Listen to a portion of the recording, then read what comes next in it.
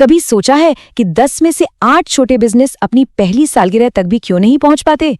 इस सवाल का जवाब छिपा है माइकल गर्बर की एक बहुत ही मशहूर किताब द ई-मिथ रिविजिटेड में। तो चलिए आज इसी को समझते हैं और उस एक बड़ी गलती पर बात करते हैं जो अच्छे से अच्छे बिजनेस को भी डुबा देती है।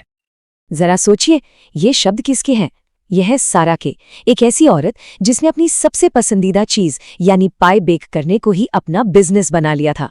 पर कुछ ही टाइम में उसका यही सपना एक बोझ बन गया। लेकिन कैसे? यही तो असली कहानी है। सारा इस हालत में पहुंची कैसे, ये समझने के लिए हमें बिजनेस की दुनिया के एक सबसे बड़े मिथक को तोड़ना होगा। और वो मिथक ये है कि छोटे बिजनेस शुरू कौन करता है। ज्यादातर बिजनेस किसी विजनरी एंटरप्रेन्योर से शुरू नहीं होते। नहीं, वो शुरू होते हैं एक टेक्नीशियन से, एक बेकर, एक मैकेनिक या एक कोडर जिसे अचानक एक एंटरप्रेन्योरियल दौरा पड़ता है। मतलब एक पल में उसे लगता है, अरे मैं ये काम इतना अच्छा करता हूं तो इसका बिजनेस भी तो चला ही लूंगा। और बस यही वो सबसे बड़ी और सबसे खतरनाक गलतफहमी है। ये मान लेना कि किसी काम में एक्सपर्ट होना और उस काम का बिजनेस चलाना दोनों एक ही बात है। और नतीजा? आजादी का जो सपना देखकर बिजनेस शुरू किया था वो एक जाल बन जाता है। एक ऐसी सिचुएशन जहां आप बिजनेस के मालिक नहीं रहते बल्कि बिजनेस आपका मालिक बन जाता है। अब ये प्रॉब्लम और भी ज्यादा उलझ जाती है क्योंकि हर बिजनेस ओनर के अंदर असल में 3 अलग-अलग लोग होते हैं जो एक दूसरे से लगातार लड़ते रहते हैं।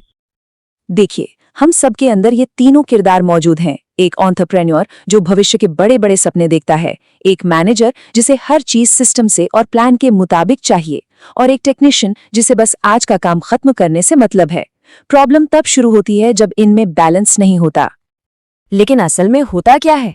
ज्यादातर छोटे बिजनेस ओनर्स में ये बैलेंस पूरी तरह से बिगड़ा हुआ होता है। जो टेक्नीशियन वाला हिस्सा है वो 70% तक हावी हो जाता है। और जाहिर है, जब ड्राइवर की सीट पर टेक्नीशियन बैठा हो तो बिजनेस का आगे बढ़ना तो नामुमकिन है। उसका पूरा ध्यान सिर्फ आज के काम पर होता है, इस पर नहीं कि कल बिजनेस को कहाँ ले जाना है। तो चलिए अब देखते हैं कि असल में ये गड़बड़ी एक बिजनेस की ग्रोथ के दौरान दिखती कैसे है। देखिए, किसी भी बिजनेस को आइडियली 3 स्टेज से गुजरना चाहिए।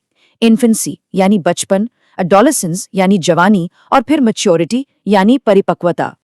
पर होता यह है कि ज्यादातर बिजनेस या तो बचपन में ही अटक जाते हैं जहां मालिक के बिना एक पत्ता भी नहीं हिल सकता, या फिर जवानी के दौर में बिखर जाते हैं जब काम इतना बढ़ जाता है कि सब कुछ हाथ से निकलने लगता है।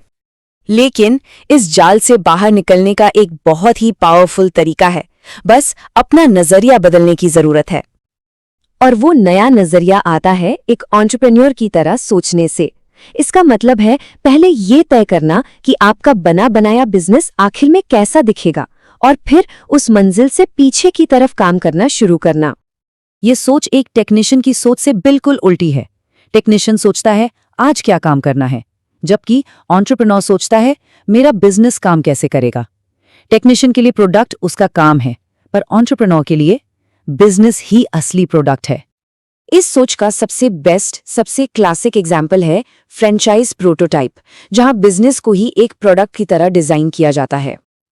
रे क्रॉक ये बात समझ गए थे कि वो बर्गर नहीं बेच रहे थे, वो बेच रहे थे मैकडॉनल्ड्स का पूरा बिजनेस सिस्टम। एक ऐसा सिस्टम जो इतना पक्का था कि वो हर बार हर जगह एक जैसा नतीजा देता था, चाहे उसे कोई भी चला रहा हो। और इसी एक आइडिया में छिपा है वो सबसे बड़ा सबक जो हर बिजनेस ओनर को इस टेक्नीशियन के जाल से बाहर निकाल सकता है। सबसे पहली चीज जो समझनी है वो ये है कि बिजनेस जिंदगी को बेहतर बनाने के लिए है, ना कि जिंदगी बिजनेस के लिए। और ये होगा कैसे? बस इस तरह सोचना और काम करना शुरू करिए कि आपका ये जो बिजनेस है ये आने वाले ऐसे ही 5000 और बिजनेस के लिए पहला मॉडल यानी कि प्रोटोटाइप है। ये सोच आपको ऐसे मजबूत सिस्टम्स बनाने पर मजबूर कर देगी जहां कम से कम स्किल वाले लोग भी बेहतरीन और सबसे जरूरी एक जैसे नतीजे दे सकें। हर काम के लिए एक प्रोसेस होगा, एक मैनुअल होगा। और यही है असली आजादी का रास्ता। एक ऐसी संपत्ति बनाना जो आपके लिए काम करे, न कि एक ऐसी नौकरी जिसे आप जिंदगी भर करते रहें। तो आखिर में बस यही एक सवाल बचता है जो हर उस इंसान को खुद से पूछना चाहिए जो अपना बिजनेस चला रहा है या फिर चलाने की सोच रहा है।